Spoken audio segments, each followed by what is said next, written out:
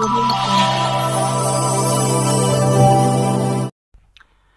दोस्तों, नमस्कार की दोस्तों। एसएससी जीडी एग्ज़ाम 2023 परीक्षा आपकी शुरू हो चुकी है। आज आपके 10 जनवरी का पहले दिन का सेकंड शिफ्ट का एग्ज़ाम ख़त्म हो चुका है। तो 10 जनवरी सेकंड शिफ्ट में जो ऑल 40 क्वेश्चन पूछे गए हैं जीके और हिंदी से रिलेटेड, उन सभी क्वेश्चनों का बिल्कुल 100% सही व सटीक उत्तर के साथ एग्जाम एनालिसिस आपको इस वीडियो में देखने को मिलेगा।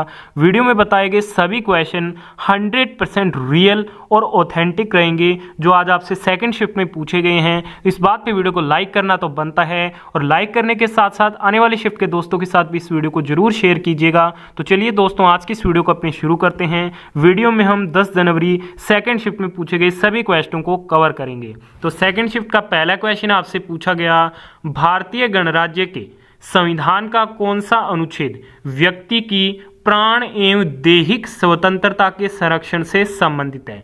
देखिए दोस्तों, प्राण एवं दैहिक स्वतंत्रता के संरक्षण से जो संबंधित आर्टिकल है वो है अनुच्छेद 21। ठीक है दोस्तों, तो आर्टिकल 21 इस क्वेश्चन का आपका बिल्कुल राइट आंसर था। चलिए इसके बारे में डिटेल से बात करते हैं। अनुच्छेद 21 दो अधिकारों को सुरक्षित करता है, जीवन का अधिकार और व्यक्तिगत स्वतंत्रता का अधिकार। इसके बारे में कुछ इंपॉर्टेंट पॉइंट्स जानते हैं। भारत के संविधान का जो अनुच्छेद 21 है वो कानून द्वारा स्थापित प्रक्रिया के अनुसार किसी भी व्यक्ति को उसके जीवन या व्यक्तिगत स्वतंत्रता से वंचित नहीं किया जाएगा, इससे रिलेटेड है। सेकंड क्वेश्चन आपसे पूछा गया, 50 रुपए का नया नोट डैश रंग का है। यानी कि क्वेश्चन में पूछा गया था 50 रुपए का जो नया नोट है वो किस कलर का है। देखिए दोस्तों, 50 रुपए का जो नया नोट है वो आपके फ्लोरोसेंट ब्लू कलर का है। ठीक है दोस्तों, तो फ्लोरोसेंट ब्लू कलर इस क्वेश्चन का आपका बिल्कुल राइट आंसर था। ठीक है, इसके अलावा इस नोट के पीछे हम्पी के रथ की तस्वीर है, और इसके साथ ही इस नोट पर भी स्वच्छ भारत का क्या है, लोगो बना हुआ है। तो ये दो एक्स्ट्रा डिटेल्स मैंने आपको और बताई है, वो भी आप जरूर ध्यान में रखिएगा नेक्स्ट शिफ्ट के एग्जाम के लिए। अगले क्वेश्चन में आपसे पूछा गया कि ओलंपिक में भारत का प्रथम ध्वजवाहक कौन था। देखिए दोस्तों, ओलंपिक में भारत के प्रथम ध्वजवाहक कौन थे, तो ये थे आपके पूर्मा बनर्जी थी। कौन थे? पूर्मा बनर्जी थे। ठीक है, इन्होंने 1920 बेल्जियम के एंटवर्प ओलंपिक में ये ध्वजवाहन किया था। ठीक है, नेतृत्व किया था। तो पूर्मा बनर्जी इस क्वेश्चन का आपको क्या करना था, बिल्कुल राइट आंसर करना था। ये ही ओलंपिक में पहले भारतीय ध्वजवाहक बने थे। अगले क्वेश्चन में आपसे पूछा गया, 2022 में त्रिपुरा से राज्यसभा सदस्य कौन नियुक्त हुआ। देखिए दोस्तों, 2022 में त्रिपुरा से जो राज्यसभा सदस्य नियुक्त हुए वो नियुक्त हुए बिप्लब कुमार देव। तो बिप्लब कुमार देव इस क्वेश्चन का बिल्कुल राइट आंसर था, और ये 22 सितंबर 2022 से है। ठीक है, तो ये पॉइंट भी आपको ध्यान में रखना है।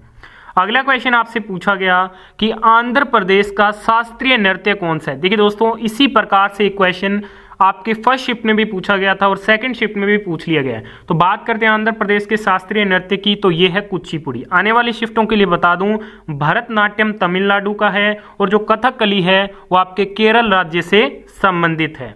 नेक्स्ट क्वेश्चन में आपसे पूछा गया कि बैडमिंटन में कितने अंक का गेम होता है। देखिए दोस्तों, जो बैडमिंटन का खेल होता है उसमें जो एक मैच में टोटल पॉइंट्स का गेम होता है वो 21 पॉइंट्स का होता है, और 21 ही आपको ऑप्शन में दिया गया था। तो 21 पॉइंट इस क्वेश्चन का बिल्कुल राइट आंसर था। इसके अलावा बात करते हैं टेबल टेनिस की, तो ये 11 पॉइंट का होता है, और जो वॉलीबॉल का खेल है वो 25 पॉइंट्स का होता है।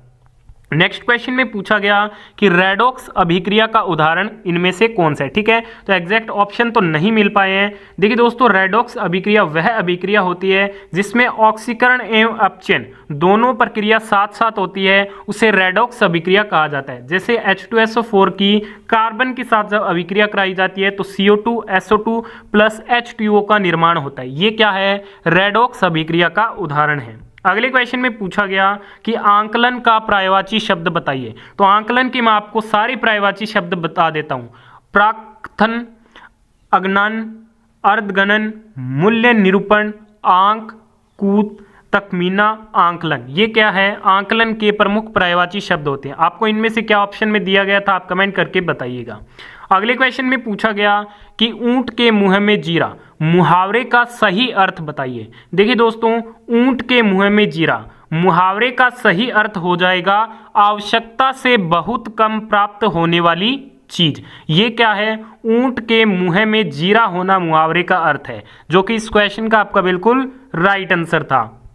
अगले क्वेश्चन में आपसे पूछा गया कि जल के पर्यायवाची शब्द बताइए। देखिए दोस्तों, जल के काफी सारे पर्यायवाची शब्द होते हैं, तो मैं आपको सभी बता देता हूं। वारी पानी, नीर सलील, तोय उदक, अंबु जीवन, पेय अमृत, मेघ पुष्प। ठीक है, ये क्या है? जल के पर्यायवाची शब्द होते हैं। नदी के भी बता देता हूं, सरिता, तटनी, तरंगनी, निर्जरनी, आपगा, निम्गना और कुलकंशा। ये क्या है? नदी के होते हैं, जो आप नेक्स्ट शिफ्ट के लिए जरूर ध्यान में रखिएगा। चलिए आगे बात करते हैं। अगले क्वेश्चन में पूछा गया कि दिए गए शब्द का पर्यायवाची शब्द ज्ञात कीजिए। आपसे हिमालय का पर्यायवाची शब्द पूछा गया था। देखिए दोस्तों, हिमालय के पर्यायवाची शब्द होते हैं हिमगिरी, हिमाचल, गिरिराज, पर्वतराज, नगपति, हिमपति, नगराज, हिमाद्री और नगेश। ये क्या है? हिमालय के प्रमुख पर्यायवाची शब्द होते हैं, जो इस क्वेश्चन का राइट आंसर था। नेक्स्ट क्वेश्चन में पूछा गया एकल शब्द से रिलेटेड जिसका खंडन न किया जा सके। तो जिसका खंडन न किया जा सके उसे हम क्या कहेंगे? अखंडनीय। ठीक है, तो अखंडनीय इस क्वेश्चन का आपका राइट आंसर था। अगले क्वेश्चन में पूछा गया अनंत का पर्यायवाची शब्द। तो अनंत का पर्यायवाची शब्द हो जाएगा असीम, बेहद, निसीम, अपरिमित, अविनाशी, नित्य, अक्षम, अक्षुण, अमर, अतिशय, अधिक, अगणित, असंख्य, बहुत, बेशुमार, आकाश, आसमान, नभ, गगन। ये क्या है? आपके अनंत के पर्यायवाची शब्द हो जाएंगे, जो इस क्वेश्चन का आपका बिल्कुल राइट आंसर था। आप बताइएगा अनंत का पर्यायवाची पूछा गया था या फिर विलोम पूछा गया था। अगले क्वेश्चन में आपसे पूछा गया कि डी बालकृष्ण किस वाद्य यंत्र से संबंधित है। देखिए दोस्तों, जो डी बालकृष्ण है वो एक कर्नाटक संगीतकार है जो मैसूर परंपरा में वीणा बजाते हैं। ठीक है, जो कि आपका राइट आंसर था। और जो यामिनी कृष्ण मूर्ति है वो भरतनाट्यम और कुचिपुड़ी नृत्य की एक भारतीय नर्तकी है। 2001 में भारत सरकार ने कला क्षेत्र में इन्हें पद्म भूषण पुरस्कार से सम्मानित किया था। अगले क्वेश्चन में पूछा गया कि 5वीं एंड छठी पंचवर्षीय योजना के मध्य के अंतर को क्या कहते हैं। तो इसे रोलिंग प्लान कहा गया था, जो कि 1978 से 1980 तक था। ठीक है, अब बात करते हैं फर्स्ट 5 ईयर प्लान के बारे में। तो ये 1951 से 56 तक था, दूसरा 56 से 61 तक था, तीसरा 1961 से 66 तक था, फिर प्लान हॉलीडेज आया जो कि 1966 से 1969 तक रहा। तो ये कुछ एक्स्ट्रा फैक्ट्स है, नेक्स्ट शिफ्ट के लिए जरूर ध्यान में रखिएगा। अगला क्वेश्चन पूछा गया खाने की शुरुआत या फिर मुख किस में खुलता है। तो ये मुख गुहा यानी कि बकल कैविटी से इसकी शुरुआत होती है, जो कि आहार नाल का प्रथम भाग होता है। ठीक है, आहार नाल के प्रमुख भाग कौन कौन से होते हैं? मुख गुहा, ग्रास नली, अमाशय और फिर आंत। ठीक है, जो कि इस क्वेश्चन का आपका राइट आंसर था। अगले क्वेश्चन में आपसे पूछा गया क्रिमिनल केस कौन सा नहीं है। देखिए ऑप्शन नहीं मिले थे। क्रिमिनल केस के अंतर्गत 2 केसेस आते हैं, एक तो आपराधिक मामले होते हैं और एक सिविल केस होते हैं। ठीक है, आप एग्जैक्ट ऑप्शन बताइएगा, आपको आंसर मिल जाएगा। नेक्स्ट क्वेश्चन में आपसे पूछा गया कि सिविल सेवा में शामिल होने वाले पहले भारतीय कौन थे।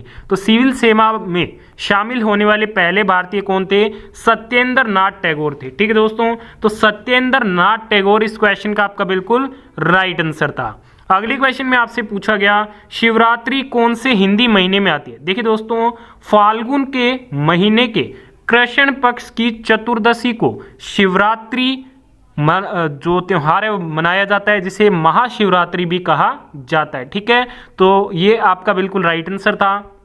नेक्स्ट क्वेश्चन में पूछा गया कि स्किल इंडिया की अध्यक्षता किसने की। ठीक है, इस प्रकार से क्वेश्चन था कि दोस्तों ये एग्जैक्ट क्वेश्चन नहीं मिल पाया है। ये जो स्किल इंडिया था, ये जो कैंपेन शुरू हुआ था नरेंद्र मोदी जी ने लॉन्च किया था 15 जुलाई 2015 को, जो कि स्किल इंडिया और national skill development mission of India के अंतर्गत आता है। ठीक है, तो आप एग्जैक्ट क्वेश्चन बताइएगा। ठीक है, क्या क्वेश्चन पूछा गया था।